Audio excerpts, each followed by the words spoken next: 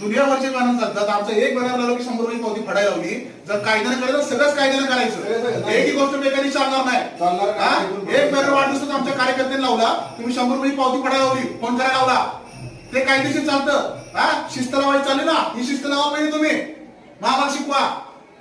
अहो बॅनर लावला साधा तिथं, मी नाही लावला, कार्यकर्त्यांनी लावला. मला सांगितलं ते तो बॅनर इलिगल होईल, ते 100 रुपये लागतंय, परवानगी काढा. बस सगळं कायदेशीर चाललं पाहिजे ना. मग हे बेकायदेशीर काय चाललंय? काय करायचं? या सामान्य माणसाने कुठं जायचं मला सांगायचं. ही कामं करणार कुठं जावं सांगा मला. ग्रामसेवक इथं मुक्कामी नसतात काय? इथं त्यांचं रहिवासी नाहीत काय? रहिवासी पाहिजे तिथले ते. इथं स्थानिक रहिवासी पाहिजे होते. तलाठी असतात का इथं मुक्कामी?